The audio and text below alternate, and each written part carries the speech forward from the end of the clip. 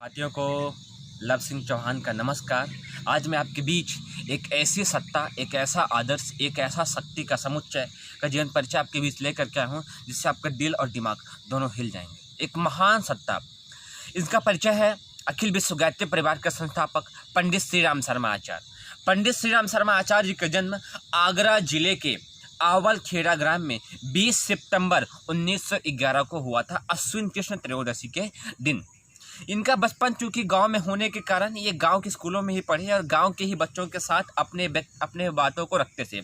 अक्सर इनको गांव में ही अमराई के पेड़ के नीचे अपने सहपाठियों को संस्कार, शिक्षा और विद्या की बातें को शेयर करते हुए पाया जाता था, जो कि उस उम्र के लिए बड़ा ही विलक्षण था।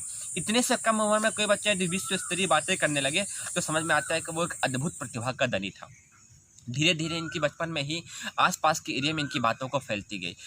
असल में इनके पिता का नाम था पंडित रूप किशोर शर्मा और माता का नाम था माता दान कुबरी। इनके पिता भागवत के एक विद्वान थे, राज पुरोहित थे, और ये भागवत की कथा को बहुत बारीकी से कहने के लिए अपने आसपास के एरिया में प्रसिद्ध थे। लेकिन पंडित श्री राम शर्मा आचार्य जी का तो ध्यान शुरू से ही एक मानव पीड़क के लिए अत्यंत ही व्याकुल था, समाज सेवा के लिए एक अत्यंत ही व्याकुल था कि यही वजह थी कि बचपन से ही जाति पाति, बुरे विचारों और बुराई स्थितियों से बचे हुए थे। और एक छपको नाम की महिला, जो कि अछूत महिला थी, और उस समय में 1911 से 20 के दशक में बहुत ही छुआछूत चरम अवस्था था। उस समय भी उन्होंने समाज की बातों को ध्यान न देते हुए छपको नाम की महिला को, जो कि अछूत थी, उसके घर में जाकर के उसकी सेवा किया और उसकी भरपूर सेवा की और स्वस्थ किया।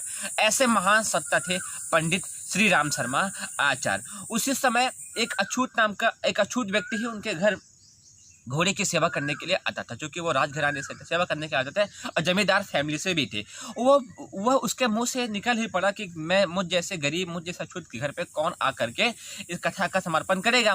तो उन्होंने पंडित श्री राम शर्मा आचार्य ने उसकी बातों को सुना, उसके घर जा करके कथा का आयोजन कराया। ऐसा समर्पण, ऐसा त्याग, जात पात से इतना ऊंचा व्यक्ति इतने कम उम्र में अपने संस्कारों को करते हुए आगे बढ़ रहा था। मदन मोहन मालवीय जी द्वारा पहले ही उनको दीक्षा दी गई और गायत्री मंत्र का जप करने के लिए बताया गया। अब उनका निरंतर जीवन में गायत्री मंत्र का जप अवल खेड़ा के उसी ग्राम में, उसी घर पे चलता रहा। और लगातार जप होने के पश्चात 1926 अर्थात वो जब 15 वर्ष के हो गए थे, 1926 में जिस घर में वो गायत्री मंत्र का जप करते थे, ध्यान करते थे, उसी घर में उनके गुरु दादा गुरु जी का उसी घृत के दीपक की ज्वाला में प्रकट होते हुए साक्षात्कार प्रकट रूप हुआ। यह विश्वास एक अकल्पनीय है, लेकिन ये सत्य है। भविष्य में इसकी जब व्याख्या होगी तो आप जान के हैरान रह जाएंगे। ऐसा अद्वितीय व्यक्ति, ऐसा शक्तिवान व्यक्ति दुनिया में हुआ है। हाँ, हुआ है। जिस दीपक पे वो ध्यान लगा के गायत्री मंत्र का जप और ध्यान करते थे, उसी दीपक की ज्वाला प्रकट हो उठी और दादा गुरु उससे निकले।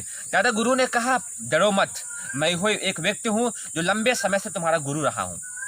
इससे पहले मैं उसी दीपक की ज्वाला में उन्होंने पंडित श्री राम शर्मा आचार्य के जीवन का परिचय कराया, बताया कि इससे पहले तुम्हारे 3 जन्म थे, रामकृष्ण परमहंस, रामदास और कबीरदास। तीनों आपके ही अवतार हैं। तीनों कर्म, तीनों व्यक्तियों महापुरुषों के द्वारा किए हुए कर्म आपके ही कर्म है। और इस जन्म में एक विशेष कार्य, विशेष शक्ति समर्थन लेकर के इस विश्व को बदलने का एक महान कार्य आपके जिम्मे है। पंडित श्री राम शर्मा आचार्य ने दादा गुरु की बात को ध्यान से सुना, ध्यान से समझा, और उनकी बात को सुनने के पश्चात दादा गुरु ने 3 कार्य करने के लिए बताया। 24 लक्ष्य के 24 महापुरुष जन्म, कठोर तप के साथ। दूसरा, अखंड ज्योति का प्रकाशन, जो एक ज्ञान की धारा के रूप में बढ़ेगी। और तीसरा, उस दौरान समाज सेवा के कार्य में लगे रहने की। 1926 के बाद गुरुदेव ने प्रतिदिन गायत्री मंत्र का जप और ध्यान अनुष्ठान अनवरत चलता रहा।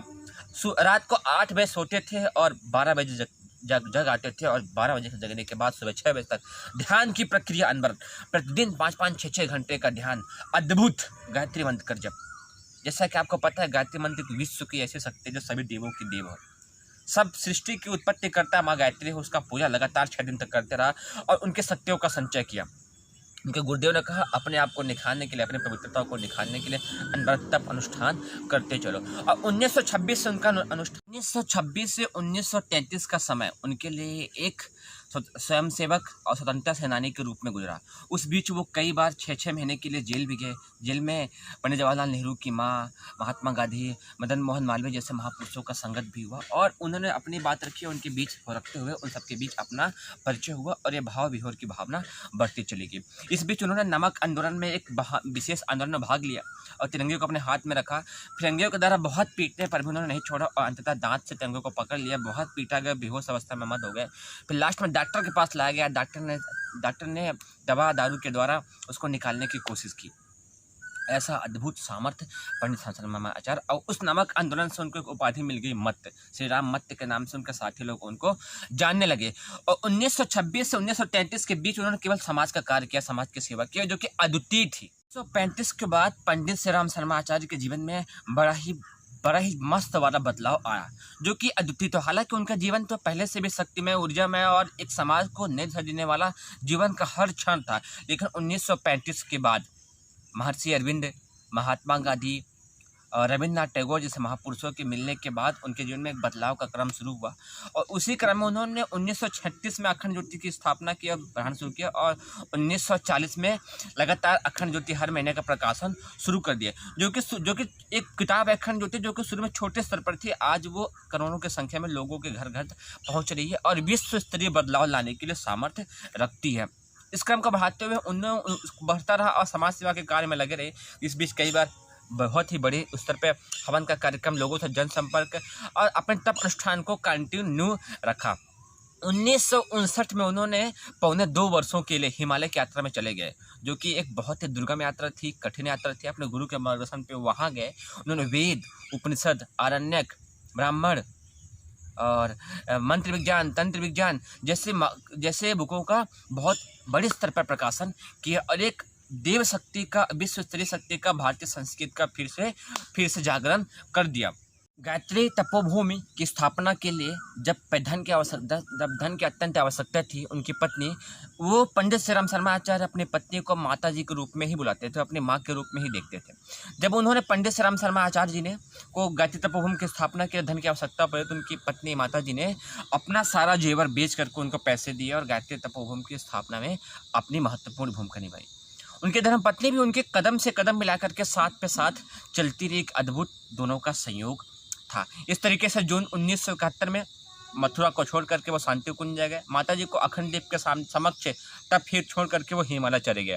हिमालय में 1 वर्ष तक रहने के पश्चात वहाँ पे तप अनुष्ठान करने के बाद वापस आए और अपने अगले 20 वर्षों के लिए, अर्थात 1970 से अगले 20 वर्षों 1990 तक की अपनी जीवन रेखा को विस्तृत रूप से सबके समक्ष प्रस्तुत किया। इस तरीके से वो उस बीच भी बहुत सारे महान कार्य, लोगों से मिलना जुलना, जप ध्यान अनुष्ठान करते रहे और विश्व स्तरीय शक्ति में लगे रहे। 1985 में वो सूक्ष्म साधना में गए और वीरभद्र जैसे महान सत्ताओं को अवतरित करके उन्हें विश्व के बदलाव हेतु प्रस्तुत किया और स्वयं की जीवन रेखा की 5 वर्षों की विस्तृत प्रस्तुत की।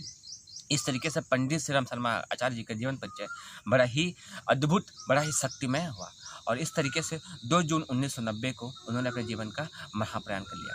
मैं इस छोटे से वीडियो में बताने की बहुत कोशिश किया था, बहुत तैयारी करके आया था, लेकिन उनका जीवन इतना विस्तृत है, इतना महान है कि मैं जितना बताऊं उतना कम है। मैं इतना कम कहना चाहूँगा कि उनके जीवन के लिए विस्तृत रेखा की जाए शायद विश्व कोश भी फुल हो सकता है। ऐसा महान परिचय, जीवन का हर क्षण, हर सेकेंड का परिचय, ऐसा अद्भुत परिचय। मेरे से इस वीडियो में कोई भूल चूक हुई हो तो आप सब मुझे क्षमा करना। आप सबको बहुत बहुत